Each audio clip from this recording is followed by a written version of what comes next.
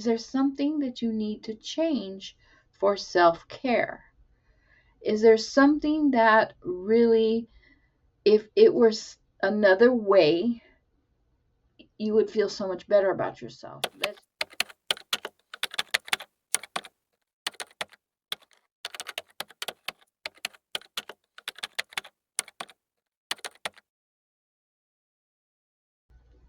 Good morning. How are you? This is Dr. Roseanne Gonzalez with Superpower Self Care. Today, I'd like to just sit and chat with you.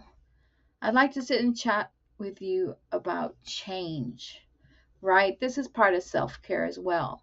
Have you ever realized how difficult it is just to get your mindset on a change? Now, I shared with you in my last video the survivor skills that I needed to adapt to and to develop really in order to change my life. Um, Take a look at my book, my digital book on my Stand store, in which I went from a survivor to a scholar. That took a great deal of change, and that is what I consider self-care. Now, in the process, I went from one, if you didn't see that video, please go back to that video, how stress can be scary.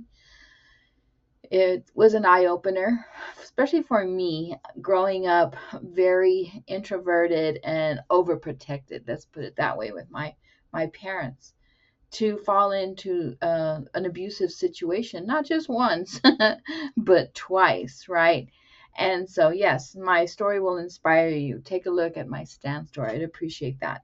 The thing is, change. I had to get into my mind that this whole situation, the first one, especially at first, because it was an eye opener. I was not used to that. I was overprotected by my parents. I couldn't go out. I couldn't date. And here I was, 21 years old, and going out with my friends, the girls, and then meeting this guy. So just in everyday life, okay? So I'll take myself away from that. Just in everyday life, think about it. Is there something that you need to change for self-care? Is there something that really, if it were another way, you would feel so much better about yourself? Let's just say maybe changing occupations. Let me give you an example. I was teaching in that Catholic school for 10 years, and I developed terrible pain, back pain, terrible back pain. I couldn't stand for very long. And in the morning, we'd have this assembly that we'd all have to stand. And at the time, I was 35 years old and I was leaning forward. I could not stand. So I went to the doctor. The doctor says, change occupations. You need to get off your feet. Change. And by no means, I had finally landed the position of my passions to be able to teach. And he was telling me to change. So little by little, with this medication, that medication, I was able to adapt to certain things. So did I change? I didn't change the occupation. No. I changed my way of living so I wouldn't be on my feet as much. So yes, I was teaching, but I would sit more often, do more exercises, things like that. That's another change. Do we change to make sure that our body is healthier? What do you think? Should we walk more? Walk is the perfect exercise. I love to walk. And just walking 15 to 30 minutes a day, it makes a great big difference.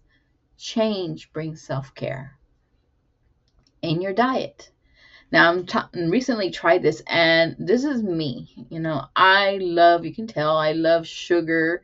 I love junk food, and it catches up with me. I lose the weight and I gain the weight. I lose weight. So talk about change. Yes. So what am I on right now? Well, as of February 26th, I stopped eating sugar, bread, pasta. Let's just say a makeshift kind of keto diet. And I'm not gonna lie to you, I am not.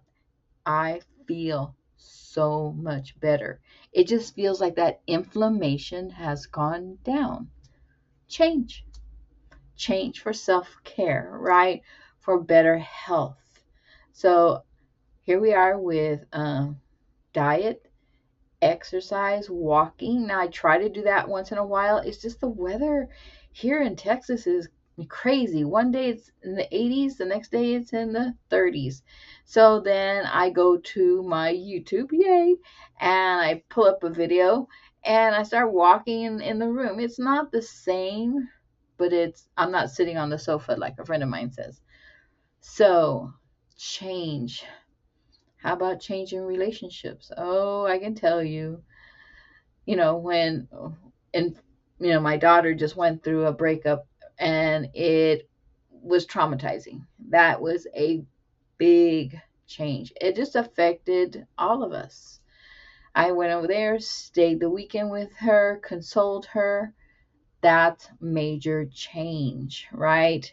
For self-care, it could have been, I'm not going into particulars because I don't know the particulars, but stop and think about it. I'd like you to reflect, right? And I'd like you to reflect about the different things that really, I often hear a small change makes a big difference. And if you sit back and wonder, coulda, shoulda, woulda, try it. Just try the change for your self-care, right? And I did that. Going back to my book, from survivor to scholar, I had a major change, but it took my life to do it, right? To leave these two abusive situations and to eventually lead into my passion of teaching and to eventually become a PhD. Major change. Right now I'm under another change with retirement. So yeah, I'm like twiddling my thumbs at times because you're so used to, as a teacher, you're running up and down, you're grading, you're planning, you're turning in all kinds of documentation that they need, this, that, and the other. And now it's like, does anybody need me anymore? Oh my gosh. Does anybody need me? So I'm trying to help you, okay? And I want you to think about it today as you are working, as you're doing certain things. Is there any small change that I can make to help my self-care? Can I drink more water? I'm doing that, and I tend to do really well, and then it goes down again. Goes really well. I mean, I take the bottles of water and I can drink anywhere from 4 to 6 bottles a day, and then the next day look if I drink any water, right? And so we pay the price if we don't do what we need to do. Change, right? So with all that said, check out my book. Go to my stand store. I have a discounted price right now for my Survivor to Scholar book. It goes into detail. It is an eye opener. You wouldn't think that little innocent little girl, turned 21, would fall into the pits of such a horrible person. Then get married to one as well. So yeah. But life is what it is, and we learn from it and we grow from it, right? So think about it. I'm going to give you homework, okay? The teacher and me, I'm going to give you homework. Write down 5 small little changes that you can make. Small changes, like drinking an extra bottle of water each day, walking 15 minutes each day. It doesn't have to be every day, 3 to 4 times a week is fine, right? Eliminating one thing, either sugar, bread, pasta, anything that's starchy. I guarantee you'll feel better. In a few days, I felt better. So it just feels like that inflammation goes down. So you tell me in the comments, what did you do? If you made it this far, what small change are you going to make? So with all that said, this is awesome. It's an honor to have you here. I am excited that you are here, and I can't wait to give you another one. Here we go. I see you on the next one. This is Dr. Roseanne Gonzalez.